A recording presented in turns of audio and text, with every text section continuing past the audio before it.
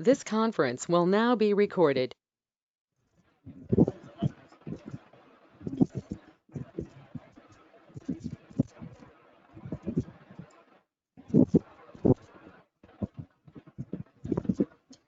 Hello.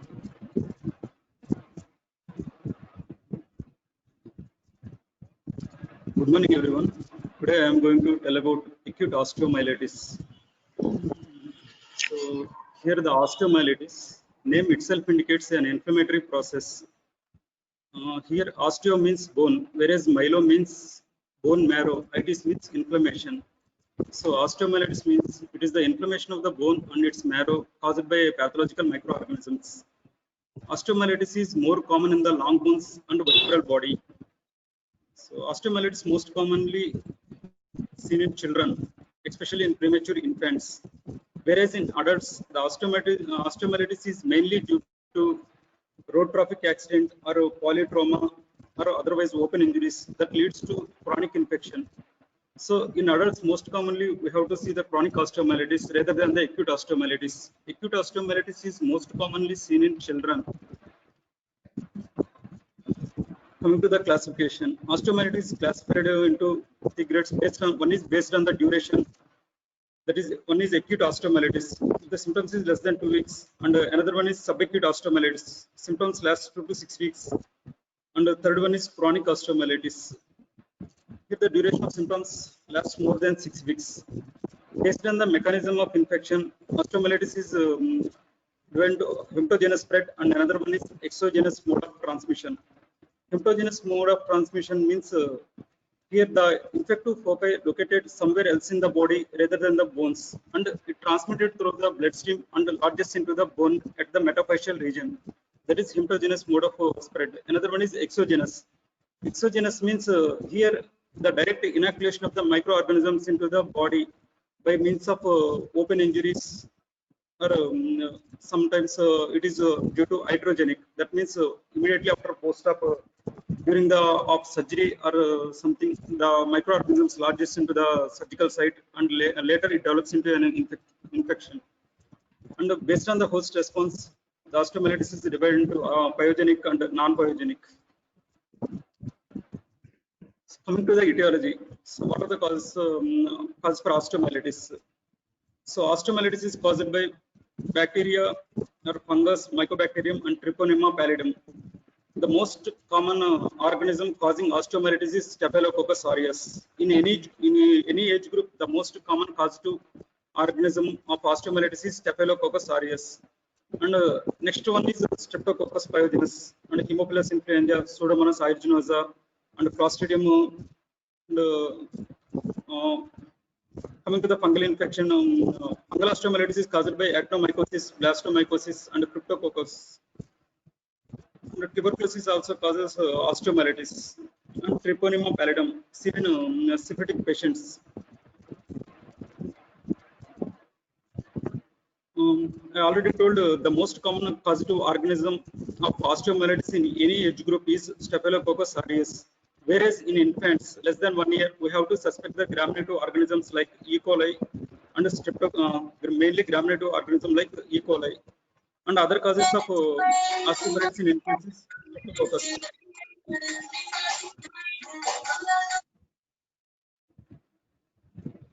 In children, we have to, children means coming to up to from 3 months to 6 years of age, we have to suspect the Haemophilus influenza infection also, along with that Staphylococcus and Streptococcus pyogenes.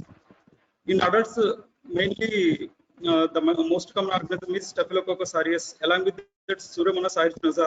Whereas in case of open injuries like road traffic accidents, we have to suspect the Clostridial infection, along with that E. coli infection. So osteomyelitis is most common site for osteomyelitis is metaphysis, and it is also most commonly seen in children. So why children are most commonly affected with osteomyelitis? The reason behind is, one is immune system is immature in children, and periosteum is supported by blood vessels from soft tissues and can be easily elevated from the bone. And children are more prone for bone injury due to fall. So why metaphysis is most commonly involved in osteomyelitis? So the main reason is because of the arrangement of blood vessels in the metaphyseal region.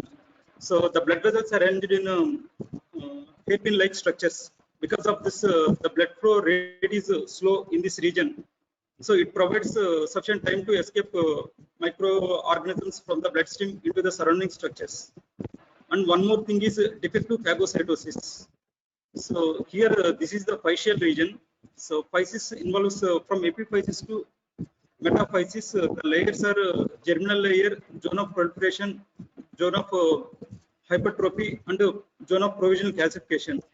So the phagocytosis is more acting in this zone of provisional calcification and mainly removing the debris due to decalcificating process. So that's why the phagocytosis is defective in this region. And another one is the cells are immature in the upper layer of the metaphyseal region. So they are more prone for toxins. The toxins are produced by the microorganisms. And if any injury to the metaphyseal region leads to hemorrhage, later it develops into clot, and that is main source of infective foci for osteomyelitis. So this is the outline of pathophysiology. So by hematogenous spread or direct inoculation, the microorganisms lodges into the metaphyseal region. Later it develops into infection. That is nothing but osteomyelitis.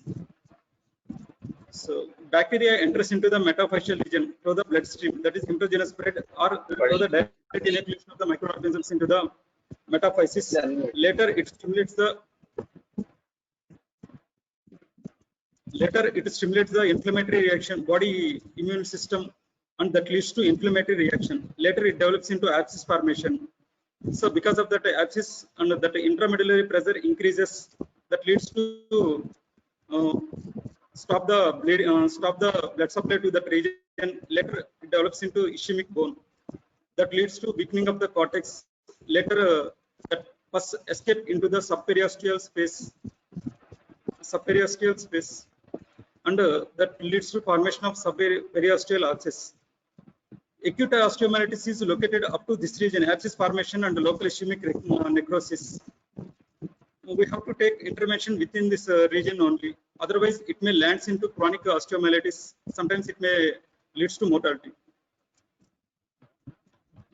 So this picture showing the pathogenesis of both acute osteomyelitis and chronic osteomyelitis. In the first image, left corner upper side, the first image shows there is an abscess formation because of that inflammatory process. Later, that abscess leads to necrosis of the surrounding structures because of the lack of blood supply, and the pus or abscess escape from this region into the subperiosteal space. Here, the sequestrum is nothing but a dead bone. These are the classical features of chronic osteomyelitis, not an acute osteomyelitis. This surrounding the sequestrum, there is an involucrum, that is a periosteal reaction and newborn formation. After that, there is small openings develops into the cortex, into the skin region. That is nothing but sinuses. These three images showing the chronic osteomyelitis features, whereas first one showing the acute osteomyelitis feature. Coming to the spread, in less than 2 years of age, the blood vessels less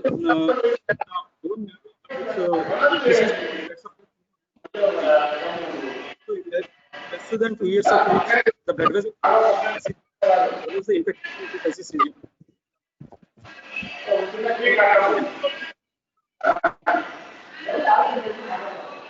Like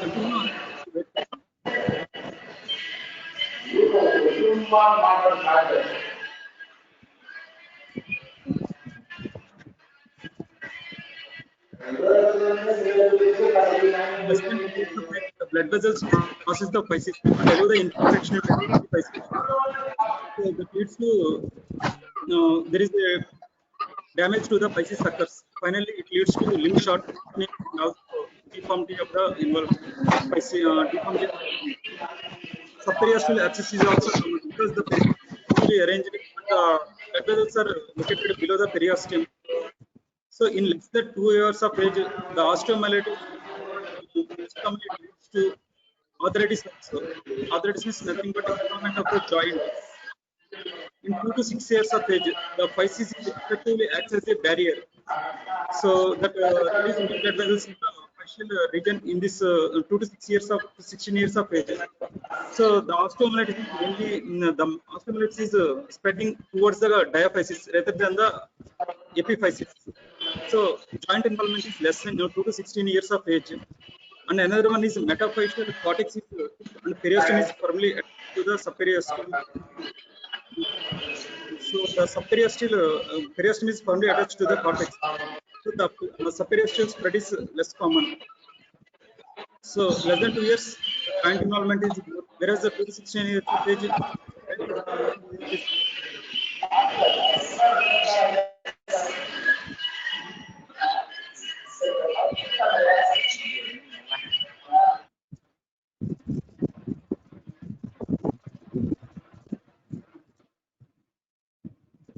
whereas in adults the 5cc is closed. So joint involvement is less in adults mainly.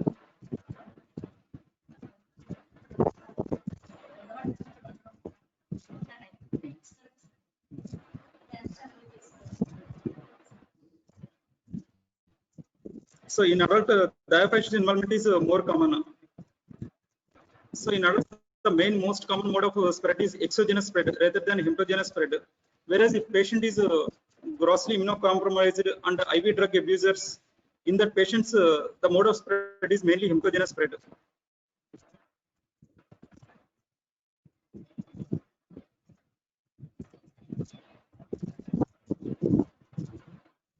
Coming to the clinical features.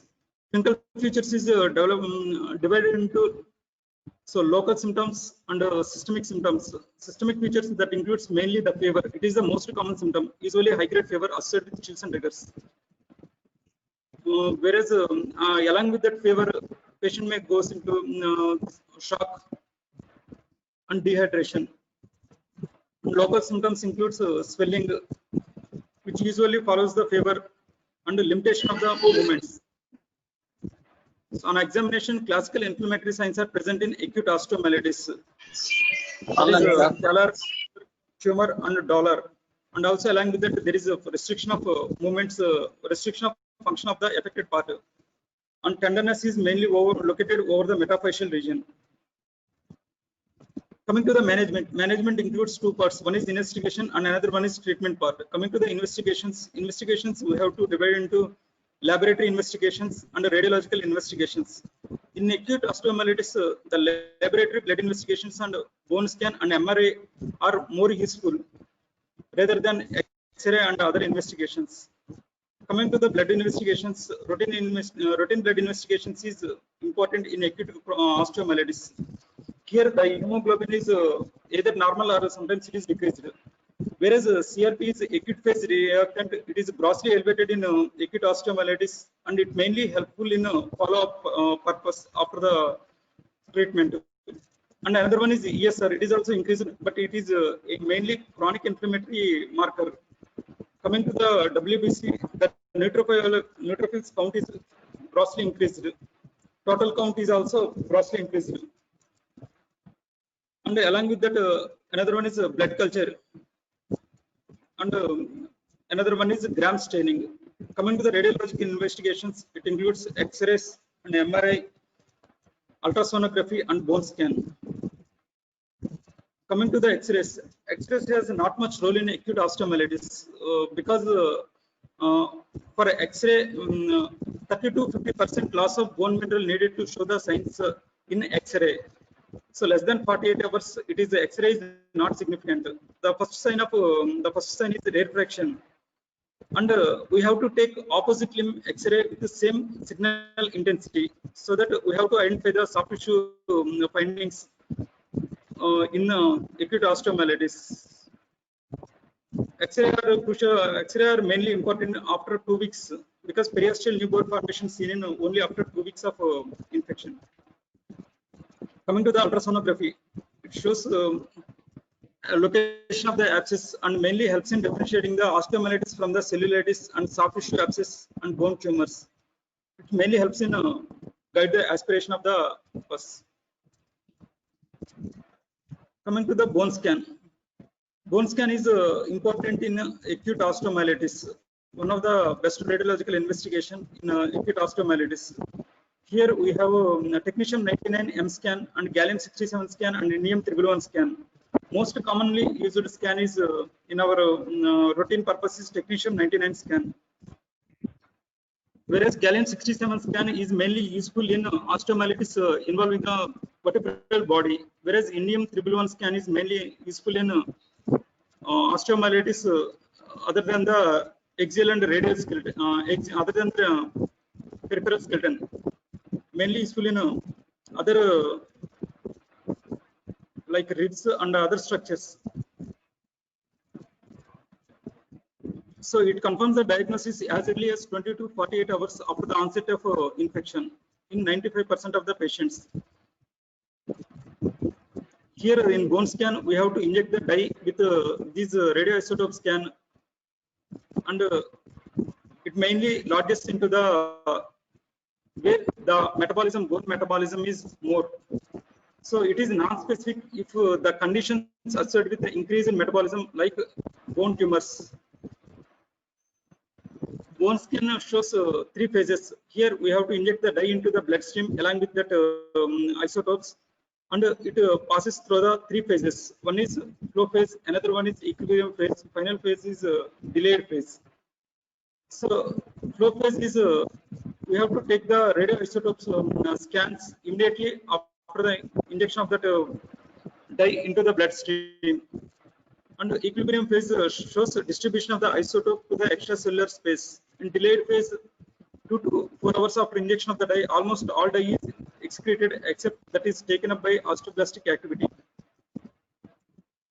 So in osteomyelitis, the uptake is more, and the X-ray film shows increased uptake in both flow phase, equilibrium phase, and delayed phase, because of that active inflammatory process located in that metaphyseal region.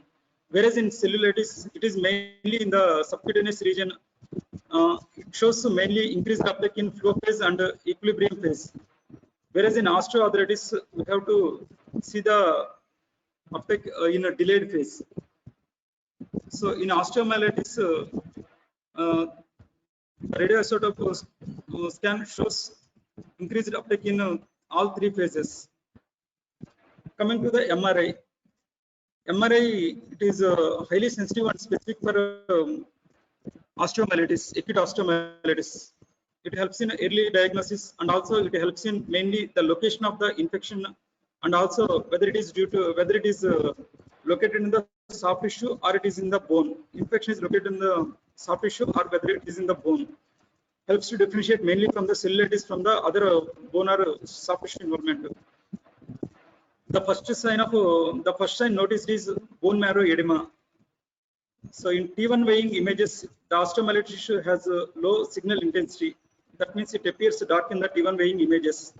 Whereas in T2 weighing images, the bone marrow edema shows high intensity signal, that it appears bright.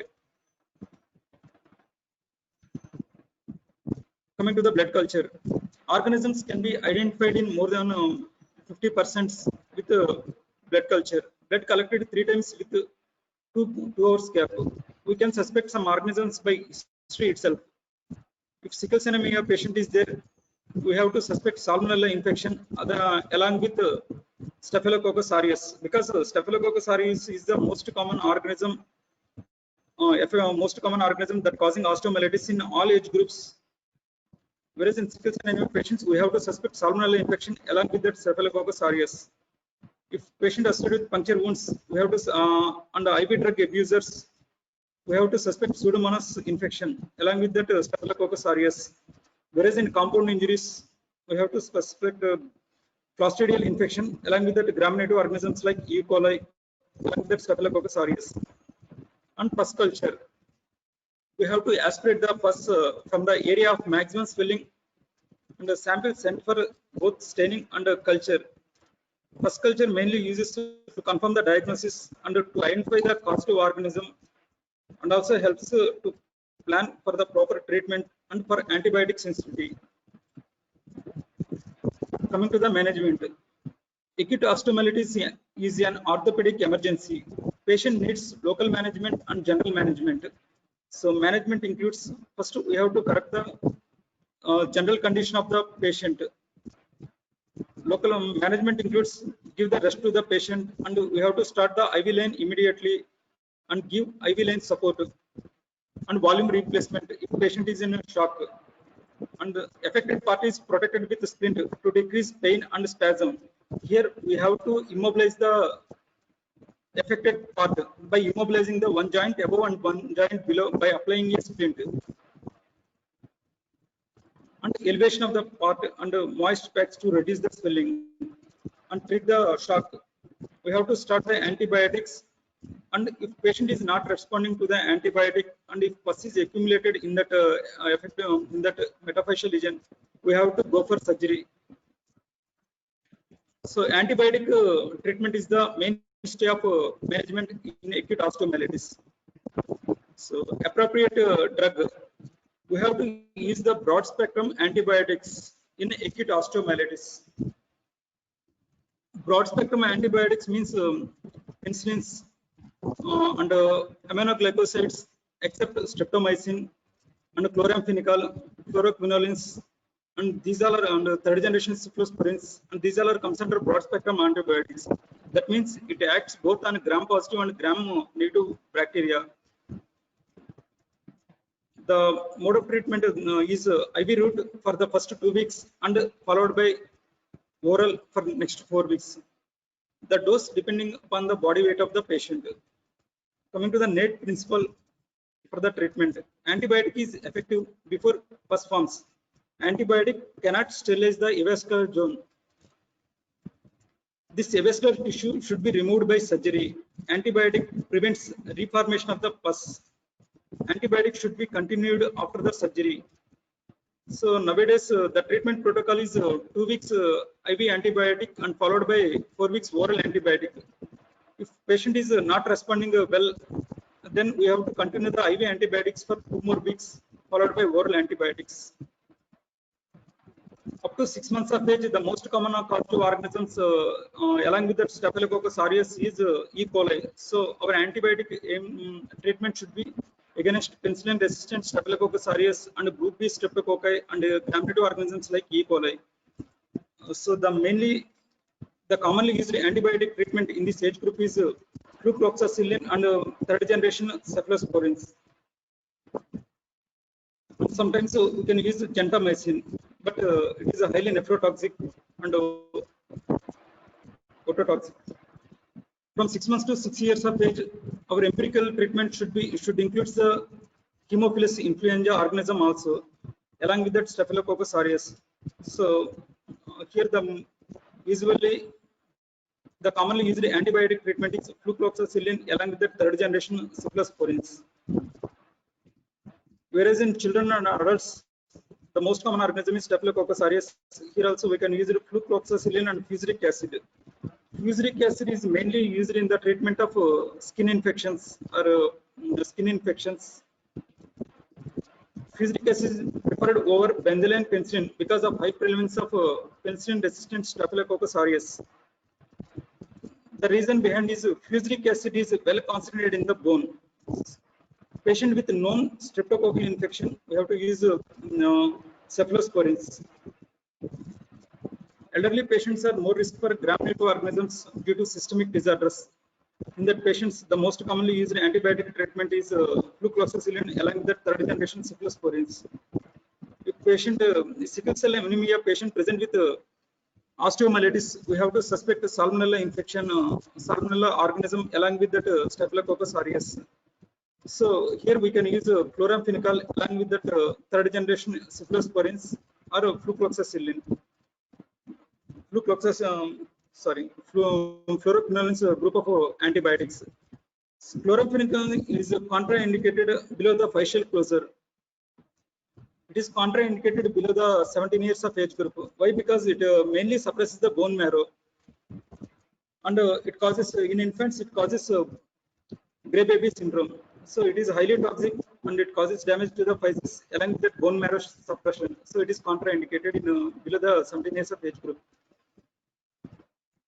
So here the main commonly used antibiotics is chloramphenicol along with the third generation cephalosporins or fluoroquinolines like ciprofloxacin. In immunocompromised patient and IV drug abusers, we have to suspect the Pseudomonas infection along with that Staphylococcus aureus infection. So the commonly used antibiotics are third generation cephalosporins plus fluoroquinolones. In methicillin resistant Staphylococcus aureus patients, we have to use vancomycin along with the third generation cephalosporins. What are the indication? What are the conditions that indicate surgery for that acute osteomyelitis patient? So indications are abscess formation. Another one is failure to respond to IV antibiotics more than 48 hours. So what are the surgical options? One is aspiration. Another one is incision and drainage. Third one is multiple drill holes. Fourth one is maybe a window in the bone so that the pus coming out. Coming to the incision and drainage technique, periosteum is longitudinally incised and after that periosteum is stripped laterally half inch on either side. Subperiosteal abscess identified by pitting and point of exudation. Drill holes are made in various directions till the interosseous exudates is localized. And drill holes helps in reduce the intramedullary pressure. And adequate rectangular cortex outlined by drill and removed by osteotome. So we have to make a window in the affected region so that we have to evacuate the abscess in the metaphyseal region. Along with that, this window helps in reduce the intraosseous pressure. What are the complications associated with acute osteomyelitis? So systemic complications include septicemia and pyemia. If that pus enters into the bloodstream and the microorganisms concentration is very high in blood, that leads to septicemia. And another complication is septic arthritis. Septic arthritis develops mainly in children less than 2 years of age because the blood vessels passes through the physis and enters into the epiphyseal region. So septic arthritis is most commonly seen in less than 2 years of age. And another complication is chronic osteomyelitis. Acute osteomyelitis patient we have to treat very carefully. Otherwise, the most of the time the patient may land into chronic osteomyelitis because of the improper treatment. And this osteomyelitis decreases the bone mass in the affected region that leads to osteopenia. So it causes weakening of the bone at the region of osteomyelitis, that prone for pathological fractures in the metaphyseal region. Another one is if at all the osteomyelitis involves the physeal region, that leads to growth disturbances like limb shortening, or sometimes it may lead into deformities like varus valgus deformities. And recurrence chances are very high in immunocompromised patients. So after the invention of the antibiotics, the mortality rate is drastically decreased in osteomyelitis, whereas in pre-antibiotic era, the mortality rate is very high in acute osteomyelitis patient. Coming to the differential diagnosis of acute osteomyelitis. So one of the differential diagnosis is septic arthritis. So here the joint is involved. We have to aspirate the joint fluid, synovial fluid, and we have Kocher's criteria for identification of infection in the joint. That is fever more than 38.2 degrees centigrade, and ESR is more than 40 mm per hour, and WBC count more than 12,000. So one of the condition is septic arthritis. Clinically, we can easily diagnose this by clinical by examination. One is in septic arthritis, joint movement is grossly restricted, and the involved joint is swollen, and we have to palpate the tenderness and local rise of temperature. So maximum tenderness located in the joint region in septic arthritis rather than the metaphyseal region. That is more common in osteomyelitis. Another one is rheumatic fever. So the rheumatic fever is one of the differential diagnoses of osteomyelitis, whereas in rheumatic fever the onset is gradual, pain tenderness less intense compared to the osteomyelitis, and rheumatic fever associated with Mainly polyarticular involvement is there, and early morning stiffness is there. It is a rheumatic fever mainly respond to salicylates. There is no response to antibiotics. And Ewing's tumor. This is one of the main differential diagnosis of osteomyelitis, because it is difficult to differentiate between osteomyelitis and Ewing's sarcoma and osteosarcoma, because these Ewing's sarcoma and osteosarcoma, they mimic the local inflammatory process like osteomyelitis. So the main mode to diagnosis this tumor from the infection is biopsy. So the summary includes acute osteomyelitis is common in children, and Staphylococcus aureus is the most common agent that causing acute osteomyelitis. And metaphysis is the most common site of bone that is involved in acute osteomyelitis. And systemic feature is fever is the most common systemic feature, clinical feature. Bone scan and MRI has been early diagnosed. So biopsy confirms the diagnosis. అదే తోకం ఈ రోజు ఎన్నిట్లో మేపం మేపని. So conservative treatment is the mainstay of treatment in acute osteomyelitis. So thank you everyone.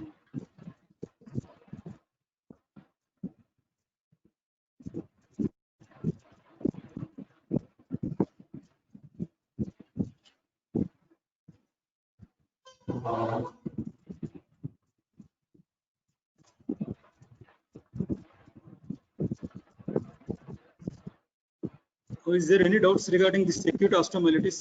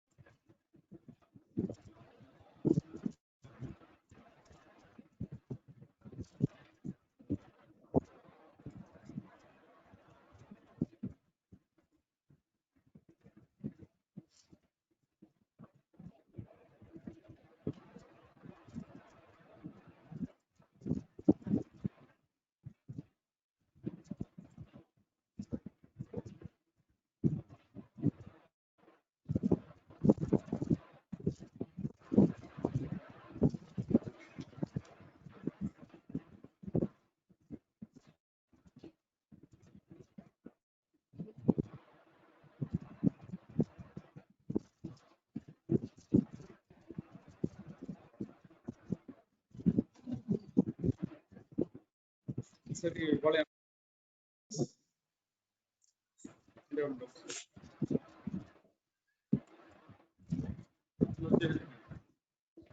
doubts